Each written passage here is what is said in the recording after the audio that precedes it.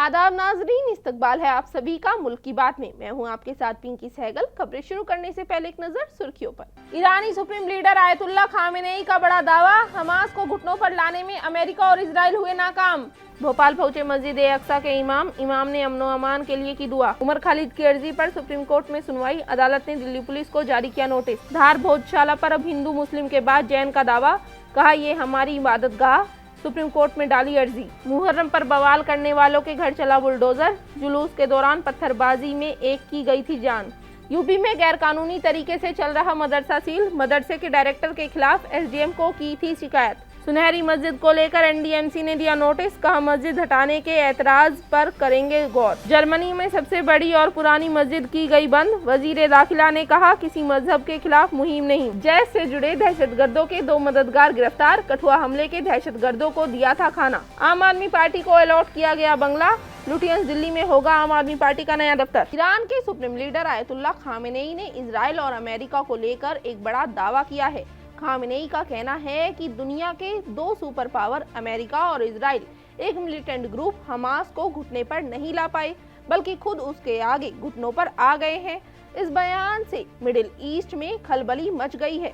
वहीं दूसरी तरफ यूएस कांग्रेस में नेतन्याहू के खिताब को लेकर अमेरिका से लेकर इजराइल तक नेतन्याहू के खिलाफ जबरदस्त एहतजाज हो रहे हैं। ईरानी सुप्रीम लीडर सैयद खामेनेई का ये बयान ऐसे वक्त में सामने आया है जब गजा में इजराइल और हमास के बीच भयानक जंग जारी है। साथ ही हिजबुल्लाह, हूती और इराक भी इजराइल को कड़ी टक्कर दे रहे हैं। इन तमाम रेसिस्टेंस ग्रुप्स को ईरान की पूरी हिमायत हासिल है।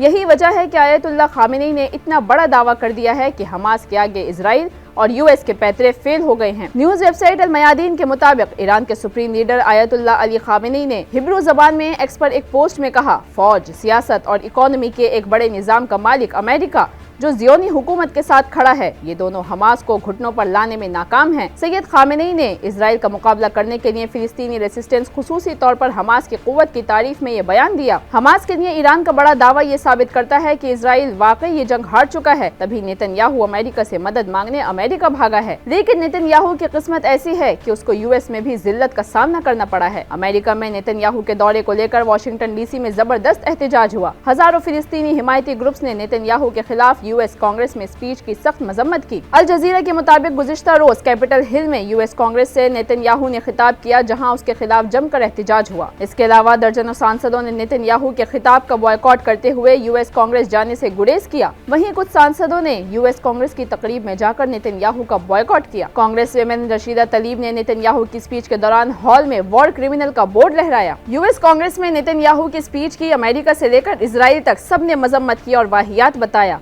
इजरायली मीडिया ने तो कैदियों की वापसी में देरी के लिए नेतन्याहू को कटघरे में लाकर खड़ा कर दिया है। अल मयादीन के मुताबिक हारिस के एडिटोरियल में हमास के जरिए बंदी बनाए गए इजरायली कैदियों के ताल्लुक से बातचीत को न संभालने के लिए नेतन्याहू की तीखी मजम्मत की गई है, जिसमें नेतन्याहू पर इंसानी जिंदगी के बदले सियासी वजूद को तरजीह देने का इल्जाम लगाया गया है। दूसरी जानिब इजरायली ऑफिशियल्स ने भी नेतन्याहू की स्पीच को लेकर उस पर सख्त निशाना साधा है। अल मयादीन के मुताबिक इजराइल के अपोजिशन लीडर याइर लिपिड ने यूएस कांग्रेस में नेतन्याहू की स्पीच को शर्मनाक बताया। लिपिड ने इल्जाम लगाया है कि यूएस कांग्रेस में इजरायली कैदियों और हॉस्टेज डील के बारे में जिक्र किए बिना ही नेतन्याहू ने पूरी स्पीच दे डाली। इससे वाज़ेह होता है कि नेतन्याहू को सिर्फ अपनी कुर्सी और अपने ओहदे से ही प्यार है। फिलिस्तीन के बैतुल मुकद्दस अल अक्सा के चीफ इमाम शेख अली उमर अब्बासी जाती सफर पर भोपाल आए हैं। आपको बता दें कि वो अपनी बेगम के साथ यहाँ पहुंचे। शेख अली के इस्तकबाल में एक खास दावत का इंतजाम किया गया है। इस दौरान उन्होंने शहर के कुछ चुनिंदा और खास लोगों से मुलाकात की। मालूमात के मुताबिक आपको बता दें कि खानूगांव में चीफ इमाम शेख अली के इस्तकबाल के लिए एक खुसूसी दावत का एहतमाम किया गया। दावत से कब्ल उन्होंने ज़ोहर की नमाज अदा की और पूरी दुनिया में अमन के लिए दुआ की। आपको बता दें कि चीफ इमाम शेख अली तकरीबन 40 साल से फ़लस्तीन की मस्जिद अक्सा के इमाम हैं।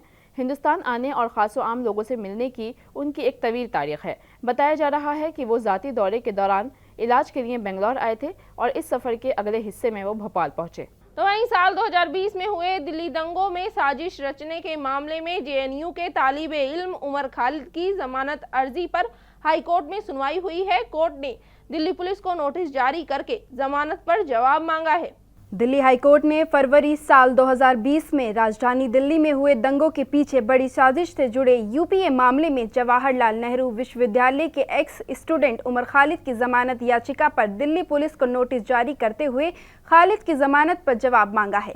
जस्टिस सुरेश कुमार कैत और जस्टिस गिरीश काटपालिया की पीठ ने जमानत याचिका पर दिल्ली पुलिस को नोटिस जारी किया है और जवाब दाखिल करने को कहा है। अदालत ने खालिद की जमानत याचिका पर सुनवाई के लिए 29 अगस्त की तारीख तय की है।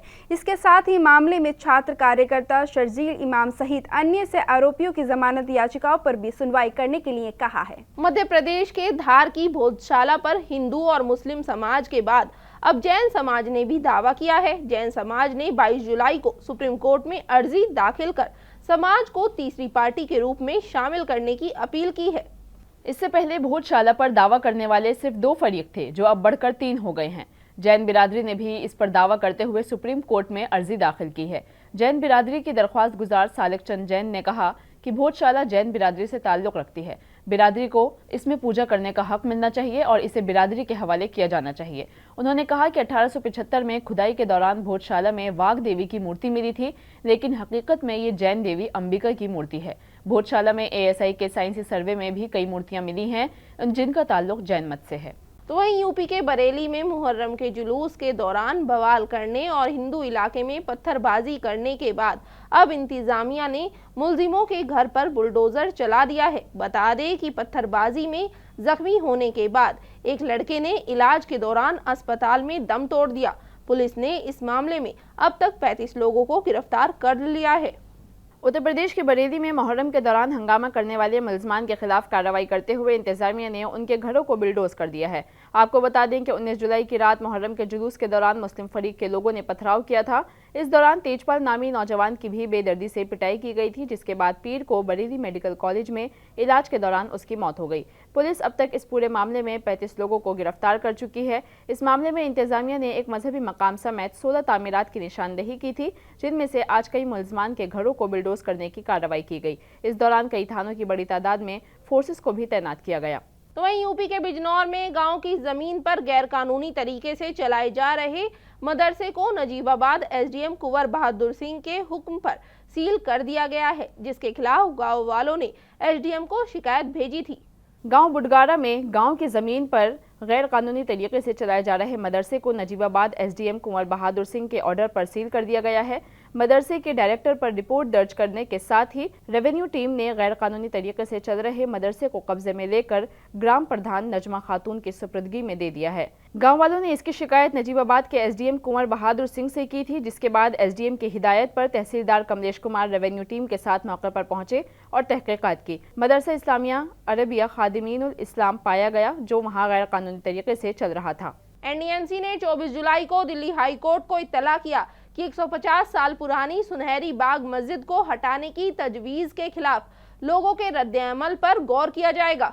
NDMC की तरफ से पेश होने वाले ASG जितिन शर्मा ने गुज़िश्ता साल मस्जिद के इमाम की तरफ से दायर दरख्वास्त में जस्टिस पुरुषोत्तम कुमार कोडू के सामने ये दलील दी थी और अब इमाम अब्दुल अजीज ने NDMC की तरफ से 24 दिसंबर को जारी करदा एक पब्लिक नोटिस दायर किया है, जिसमें अवाम से कहा गया है कि वो मस्जिद को हटाने पर एतराज़ात या तजावीज़ दें। इमाम की तरफ से पेश हुए सीनियर एडवोकेट विराज आर दातार ने कहा कि अगर मुतल्लिका अथॉरिटी कानून के मुताबिक तमाम एतराज़ात पर फैसला करे तो वो इस मरहले पर पेटिशन वापस लेने की हिदायत देंगे। ASG जितिन शर्मा ने कहा कि इस मरहले पर पेटिशन पर गौर करने की कोई वजह नहीं है, क्योंकि मुतल्लिका अथॉरिटी इस मामले पर गौर कर रही है।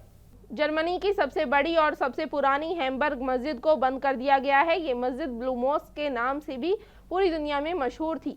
जर्मन पुलिस का कहना है कि इस मस्जिद को शिया मुस्लिम ऑर्गेनाइजेशन चलाती है और इसका ईरान की सरकार के साथ गहरा ताल्लुक है। पुलिस का कहना है कि ये तंजीम हिजबुल्लाह की हिमायत करती है और ईरान में इस्लामी इनकलाब लाने की कोशिश कर रही है। जर्मनी ने हिजबुल्लाह को दहशतगर्द तंजीम करार देते हुए 2020 में इस पर पाबंदी आयद कर दी थी। आपको बताते चले कि जर्मनी में ईरान की पुलिस ने शक की बुनियाद पर 54 मकामात पर छापे मारे हैं। मसाजिद के अलावा लोगों के घरों पर भी छापे मारे गए। इसे इस्लामी बुनियाद परस्ती के खिलाफ सबसे बड़ी कार्रवाई कहा जा रहा है। ईरान ने जर्मनी के इस कदम पर तनकीद करते हुए संगीन नताइज का इंतबाह दिया है। आपको बता दें कि जर्मन न्यूज वेबसाइट के मुताबिक जर्मन पुलिस ने बर्लिन, फ्रैंकफर्ट और म्यूनिख की 3 बड़ी मसाजिद पर छापे मारकर उन्हें बंद कर दिया है। जर्मनी की मुल्की एजेंसियों के मुताबिक हैम्बर्ग के इस्लामिक सेंटर का ईरान के कई मसाजिद और तंजीमों पर गहरा असर है। इंटेलिजेंस एजेंसियां इस पर नजर रखे हुए हैं। जर्मनी के वजीर दाखिला नैन्सी फेसर ने कहा कि यह मुहिम किसी खास मजहब के खिलाफ नहीं है, लेकिन वो उन लोगों के खिलाफ है जो जमहूरियत पर यकीन नहीं रखते और उन पर शिद्दत पसंद तंजीमों से ताल्लुक रखते हैं।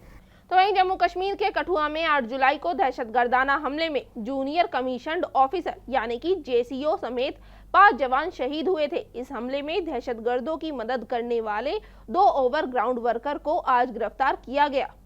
आपको बता दें, कठुआ हमले के दौरान दहशतगर्दों ने पहाड़ी से घात लगाकर पहले आर्मी ट्रक पर दस्ती बम फेंका था और फिर स्नाइपर गन से फायरिंग की थी। फौज ने भी जवाबी फायरिंग की, ताहम दहशतगर्द जंगल में फरार हो गए थे। हमले में 3 से 4 दहशतगर्दों के मुलविस होने का इंकशाफ हुआ था, जिनके पास जदीद हथियार मौजूद थे। हालांकि कठुआ हमले में 5 फौजी जवान शहीद हुए थे। आम आदमी पार्टी को कौमी दफ्तर के लिए लुटियंस दिल्ली में बंगला अलॉट हो गया है। दरअसल कौमी पार्टी का खिताब मिलने के बाद से ही आम आदमी पार्टी नई दिल्ली इलाके में पार्टी ऑफिस के लिए जमीन और बंगले की मांग कर रही थी, लेकिन इसमें लगातार देरी हो रही थी। मामला अदालत में पहुंचा तो अदालत के हुक्म पर अब पार्टी को दफ्तर के लिए एक सरकारी बंगला अलॉट कर दिया गया है। अदालत के हुक्म पर मरकजी हुकूमत ने आम आदमी पार्टी को नया दफ्तर अलॉट किया है। ये बंगला नंबर 1 रविशंकर शुक्ला लेन नई दिल्ली में होगा। यह आम आदमी पार्टी हेडक्वार्टर का नया पता होगा। अब तक आम आदमी पार्टी के दफ्तर का पता राउज एवेन्यू 206 था। इलेक्शन कमीशन से कौमी पार्टी का दर्जा हासिल करने वाली आम आदमी पार्टी का कौमी दफ्तर अब पंडित रविशंकर लेन में होगा। ये फैसला हाउसिंग और शहरी उमूर की मरकजी वजारत ने लिया है। वहीं उत्तर प्रदेश में यूपी पुलिस की भर्ती के लिए नई तारीखों का ऐलान कर दिया गया है। हालांकि ये इम्तिहान इस साल 17 और 18 फरवरी को हुआ था, लेकिन पेपर लीक होने की वजह से योगी सरकार ने इस पेपर को दोबारा कराने का ऐलान किया था। आपको बता दें कि इम्तिहान अगस्त में 5 दिन तक चलेगा। जन्माष्टमी की वजह से 4 दिन का वक्फा होगा। कांस्टेबल की भर्ती का तहरीरी इम्तिहान 23, 24, 25 और 30, 31 अगस्त को होगा। इम्तिहानात हर रोज 2 शिफ्टों में होंगे, यानी पूरा इम्तिहान 10 शिफ्टों में होगा। एक शिफ्ट में तकरीबन 5 लाख उम्मीदवार बैठेंगे। यूपी पुलिस में कांस्टेबल भर्ती के इम्तिहान इस साल 17 और 18 फरवरी को रियासत के 75 अजला में मुनक़िद हुए थे। कई मकामात पर पेपर लीक होने के बाद तलबा ने जबरदस्त मुजाहिरा किया था। STF की जांच में पेपर लीक होने की तस्दीक के बाद योगी हुकूमत ने इम्तिहान मनसूख कर दिया था। तकरीबन 50 लाख उम्मीदवार इम्तिहान में शरीक हुए थे और CM योगी ने 6 माह के अंदर दोबारा इम्तिहान कराने का हुक्म जारी किया था। इम्तिहान के दिन उम्मीदवारों के लिए बस सर्विस मुफ्त रहेगी। पिछली बार 50 लाख उम्मीदवारों का इम्तिहान सिर्फ 2 दिन में लिया गया था, लेकिन इस बार इम्तिहान 5 दिन में लिया जाएगा, ताकि किसी किस्म की अफरा तफरी ना हो और सिक्योरिटी बरकरार रहे। ऑपरेशन में लगी हुई हैं, ट्रेन सर्विस भी मुतासिर हुई है। इसके अलावा महाराष्ट्र के कई अजला में भी सैलाब जैसी सूरत हाल पैदा हो गई है। डिप्टी CM अजित पवार इस सिलसिले में लगातार मीटिंग कर रहे हैं। NDRF को भी अलर्ट मोड पर कर दिया गया है। पुणे, थाने, रायगढ़ और पालघर में स्कूल और कॉलेजेस बंद कर दिए गए हैं। पुणे के पुलाजीवाड़ी में बारिश की वजह से करंट लगने से 3 अफराद की मौत हो गई है। मुंबई में पानी भर जाने की वजह से लोकल ट्रेनें भी 20 से 25 मिनट की ताखिर से चल रही हैं। वहीं महकमा मौसमियात ने पेशगोई की है कि कश्मीर के कई अजला और जम्मू के कई अजला में अभी भी दर्जा हरारत 36 और 35 डिग्री तक पहुंच सकता है। पाकिस्तान के मशहूर सिंगर राहत फतेह अली खान को 22 जुलाई को दुबई एयरपोर्ट से गिरफ्तार कर लिया गया था। आपको बता दें कि राहत फतेह अली खान के एक्स मैनेजर ने उनके ऊपर मानहानि की शिकायत दर्ज कराई थी। आपको बता दें कि सिंगर राहत फतेह अली खान को दुबई एयरपोर्ट से गिरफ्तार कर लिया गया था। बताया जा रहा है कि सिंगर से कई घंटों तक पूछताछ चली थी। हालांकि उनका एक वीडियो भी सामने आया है जिसमें वो कुछ और ही कहानी कहते दिखे हैं। वीडियो में राहत फतेह अली खान अपनी गिरफ्तारी की बात को नकारते दिखाई दिए हैं। उन्होंने गिरफ्तारी की बात को नजरअंदाज करते हुए कहा है कि मैं दुबई अपने गाने रिकॉर्ड करने के लिए आया हूं और यहां सब ठीक है। मैं यही आपसे गुजारिश करूंगा कि ऐसी घटिया अफवाहों पर बिल्कुल भी ध्यान न दें। ऐसा कुछ भी नहीं है जैसा दुश्मन सोच रहे हैं। पहले आई जानकारी के मुताबिक आपको बता दें कि राहत फतेह अली खान के पूर्व मैनेजर और मशहूर शोबिस प्रमोटर सलमान अहमद ने दुबई में उनके खिलाफ मामला दर्ज कराया था। हालांकि सूत्र बताते हैं कि गायक को फिलहाल ऑफिशियली तौर पर गिरफ्तार नहीं किया गया था। पूछताछ के बाद उन्हें जमानत पर रिहा कर दिया गया है। नीति आयोग की मीटिंग में ओपोजिशन के लीडरान ने शिरकत करने से इनकार करते हुए मीटिंग का बॉयकॉट किया था। इसी को लेकर अब JP नड्डा ने ओपोजिशन को घेरते हुए मोदी हुकूमत के काम गिनवाए हैं। जेपी नड्डा ने कहा कि नीति आयोग की मीटिंग मुल्क के लिए बहुत अहम है, मुल्क रुकने वाला नहीं है और मुल्क आगे बढ़ता रहेगा। मरकजी वजीर जेपी नड्डा ने मोदी हुकूमत में बदले हुए हिंदुस्तान की तस्वीर को भी बयान किया। उन्होंने इस तस्वीर को बयान करते हुए कहा कि गांव में लोग मोटरसाइकिल, ट्रैक्टर और गाड़ियां खरीद रहे हैं, उनके पास पैसा कहां से आ रहा है। इससे जाहिर होता है कि हिंदुस्तान की मईशत तरक्की कर रही है। मोबाइल में हम 92% दरामद करते थे और आज हम 97% तैयार कर रहे हैं। इंफ्रास्ट्रक्चर में 5 शहरों में मेट्रो थी, आज 20 शहरों में मेट्रो दौड़ रही है। पहले 74 हवाई अड्डे थे और अब 149 हवाई अड्डे बन चुके हैं। आज कुल 706 मेडिकल कॉलेज हैं। हमारी कौमी शाहराह 12 किलोमीटर यौमिया की शरह से बनती थी, आज ये 28 किलोमीटर यौमिया की शरह से बनती है। जेपी नड्डा ने कहा कि एक वक्त में जब हम डिजिटल कर रहे थे, हम कहते थे कि अगर लोग यहाँ नाख्वानदा हैं तो फिर डिजिटलाइजेशन कैसे होगी, लेकिन आजकल दुनिया के डिजिटल अदायगियों का 40% हिस्सा सब्जी फरोश भी ले रहे हैं। हिली इलाकों के पास कार्गो शिप में 19 जुलाई को लगी आग बुझाने का काम अभी भी जारी है। आग बुझाने के लिए इंडियन नेवी लगातार 6 दिन से ऑपरेशन चला रही है। जहाज पर 22 क्रू मेंबर्स थे, जिनमें से एक की मौत हो गई है। आपको बता दें कि जहाज 1154 कंटेनर्स के साथ गुजरात के मोंद्रा से श्रीलंका के कोलंबो जा रहा था। इस दौरान जब ये जहाज गोवा के साहिल से 102 नॉटिकल मील के फासले पर पहुंचा तो इसमें आग लग गई। इस जहाज में बेंजीन और सोडियम साइनेट जैसा खतरनाक सामान रखा गया था।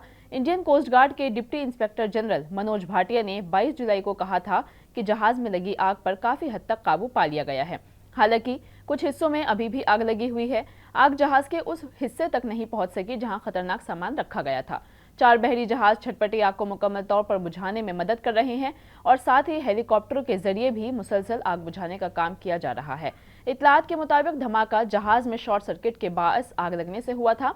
आग तेजी से डेक पर फैल गई, जिसकी वजह से कंटेनर फट गए थे। जहाज का अमला 22 अरकान पर मुश्तमिल था, जिसमें फिलिपाइन के 17, यूक्रेन के 2, रूस और मंगोलिया से एक शख्स शामिल था, जिनमें से एक की मौत हो गई है। आपको ये भी बताते चलें कि इस हादसे के 2 दिन बाद हिंदुस्तानी बहरिया के जंगी जहाज INS ब्रह्मपुत्र में आग लगने का वाकया पेश आया था। बहरिया के हवाले से बताया गया कि 21 जुलाई की शाम को देखभाल के दौरान मल्टी रोल फ्रेगेट ब्रह्मपुत्र में आग लग गई थी। डॉकयार्ड में तैनात फायर फाइटर्स की मदद से जहाज के अमले ने 22 जुलाई की सुबह तक आग पर काबू पा लिया था। नाजरीन, मुल्क की बात में आज के लिए बस इतना ही। मुझे दीजिए इजाजत। आदाब।